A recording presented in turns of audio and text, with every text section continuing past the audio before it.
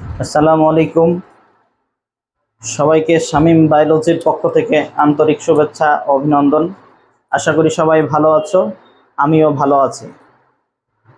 HSC first year উদ্ভিদ বিজ্ঞান বিভাগে সবাইকে স্বাগতম। উদ্ভিদ বিজ্ঞান বিভাগ তোমাদেরকে আজকের যে ক্লাসটি উপহার দিতে যাচ্ছে সেটি হচ্ছে কোষ ও এর গঠন। কোষ ও এর গঠনে সবাইকে আন্তরিক শুভেচ্ছা ও অভিনন্দন। শামীম বায়োলজি এই প্রতিষ্ঠানটি অবস্থিত নিমতলা মোড়, চাঁপাইনবাবগঞ্জ এবং রাজশাহী বঙ্গবন্ধু কলেজের পাশে। যারা ভর্তি হতে চাও অতি সত্বর যোগাযোগ করো। নতুন ব্যাচ শুরু হয়েছে, বিগত কয়েকটি ক্লাস হয়েছে। আশা করি নতুন ব্যাচে তোমরা ভর্তি হলে আবার নতুনভাবে ক্লাস শুরু হবে। তো চলো আজকে আমরা একটু কোষের আবিষ্কার সম্পর্কে জেনে নিই। কোষের আবিষ্কার হয়েছিল 1665 সালে। যে বিজ্ঞানীটি আবিষ্কার করেছিলেন তিনি হচ্ছেন রবার্ট হুক। আমরা সবাই রবার্ট হুকের নামের সাথে পরিচিত। তো এই রবার্ট হুক কে ছিলেন?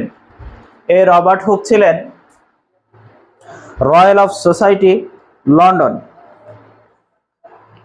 রয়্যাল অফ সোসাইটি লন্ডনের একজন যন্ত্রপাতির রক্ষক ছিলেন। তিনি সেখানে নিযুক্ত হওয়ার পর প্রথমেই তিনি চিন্তা করলেন যে আগামী সপ্তাহের উপস্থিত সভায় অণুবীক্ষণ যন্ত্রের মাধ্যমে কিছু উপস্থাপন করবেন।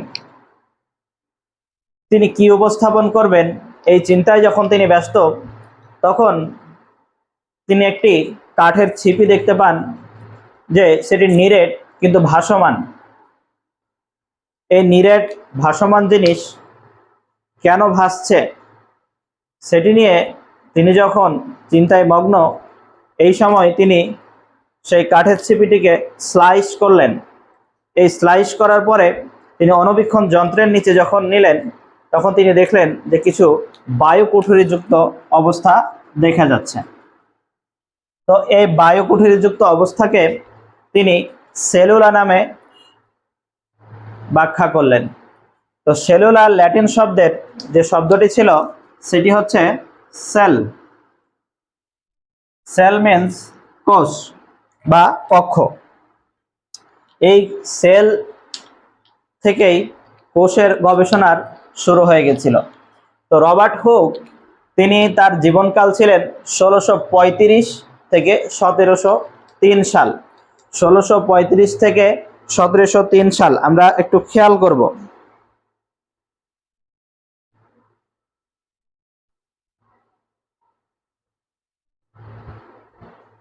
অর্থাৎ তিনি 68 বছর বেঁচে ছিলেন।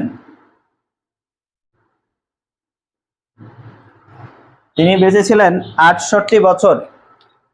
এর মধ্যে তিনি 1665 সালে কোষ আবিষ্কার করেন এবং তিনি যখন আবিষ্কার করেছিলেন কোষটি, তখন তার বয়স ছিল মাত্র 30 বছর। এখন আমরা চিন্তা করি, বাংলাদেশে আমাদের পড়ালেখা শেষ হতে হতেই 30 বছর অতীত চলে যায়। অর্থাৎ আমরা গবেষণা করব কখন আর আবিষ্কার করবই বা কখন? আচ্ছা, যাই হোক, তো 68 বছরের জীবনে তিনি 30 বছরে একটা নতুন আবিষ্কার মানুষের সামনে নিয়ে এসেছিলেন। তো রবার্ট হুক যে কোষটি পর্যবেক্ষণ করেছিলেন সেটি ছিল মৃত কোষ।